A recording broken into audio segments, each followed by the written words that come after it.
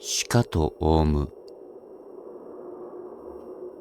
少年たちは今にもその猛獣がポパイを追っかけて飛び出してくるのではないかと思わず身構えましたが、いくら待っても何事も起こらず、辺りはシーンと静まり返っているのです。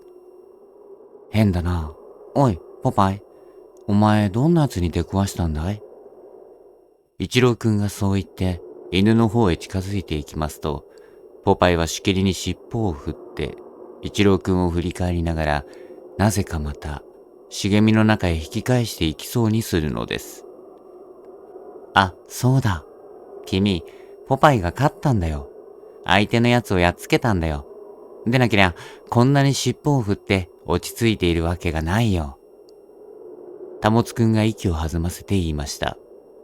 保くんはお家に犬を飼っていただけに、そういうことには他の二人よりも早くわかるのです。うん、そうかもしれないね。じゃあ、こいつの後からついていってみようか。一郎くんが保くんと哲夫くんを見比べるようにして言いました。三人ともまだなんとなく怖いような気持ちが残っていましたが、でも勇気を出してポパイの後をつけてみることにしました。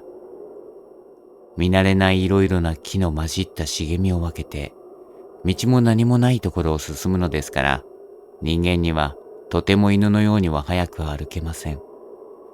木の枝で顔や手を傷つけられながら、ポパイを見失わないように夢中になって進んでいきますと、やがて木立がまばらになって、シダ類が一面に生え茂っている場所に出ました。あ、あれだ。保くんが指さすところを見ますと、シダの葉に渦まるようになって、一匹の獣が倒れているのがわかりました。猛獣ではありません。ポパイよりも少し大きい、足の細い、華奢な獣です。なんだ、これ鹿じゃないか。動物園で見慣れている日本の鹿とは少し変わっているようでしたが、でも鹿の一種に違いありません。かわいそうに、ポパイが食い殺してしまったんだね。でも、こんな奴なら安心だ。僕は恐ろしい猛獣じゃないかと思ったんだよ。一郎くんが鹿の死骸を覗き込みながら言いますと、保くんは、僕もさ。だが、ポパイ、お前強いんだね。まるで映画のポパイとそっくりじゃないか。と、頼もしげにポパイの頭を撫でてやるのでした。でも、安心はできないぜ。こんな鹿ばかりならいいけれど、この森の奥にはどんな猛獣がいるかもしれないからね。一郎くんが気味悪そうに静まり返ったあたりを見回しました。そうだよ。ヤシが生えているのを見ると、ここはやっぱり南洋のどこかの島に違いないが、チリで教わったように、南洋には随分恐ろしい猛獣が住んでいるんだからね。哲夫くんも心配そうに言います。猛獣ってゴリラかい？保くんが目をまん丸にして哲夫くんに尋ねました。ゴリラはどうか知らないけど、オランウータンがいるんだよ。ゴリラと同じようなあの恐ろしい類人猿さ。ほら、いつか先生から南洋の動物っていうお話を聞いたじゃないか。オオヘビやオオトカゲやワニも南洋の名物だし、それからイノシシだとかトラなんかもいるんだって。あ、そうだったね。思い出したよ。オオヘビやオオトカゲの絵を見せてもらったんだね。それからオランウータンも。保くんはキョロキョロあたりを見回しながら、さも気味悪そうに囁きました。ずっと向こうの山の上まで続いている果てしもない深い森の奥には、あの絵で見たような恐ろしい動物がうじゃうじゃいるのかと思うと、ぞーっとしないではいられませんでした。森の中の見慣れないうねうね曲がった木の幹が、その大蛇ではないかと思われたり、つい足元の大きなシダの葉陰に、その大トカゲが隠れているような気がして、気味が悪くて仕方がないのです。だが、そんな猛獣よりも、もっと恐ろしいのは人間だよ。哲夫くんが感慨深い顔で言います。え、人間だって？人間だよ。人食い人種だよ。やっぱりあの時先生がおっしゃったじゃないか。南洋の島の開けない地方にはまだ今でも首狩りをする野蛮人が住んでいるって。首狩り人種がいるとすれば人食い人種だっているかもしれないよ。ああ、そうだ。南洋の野蛮人は毒矢の名人だね。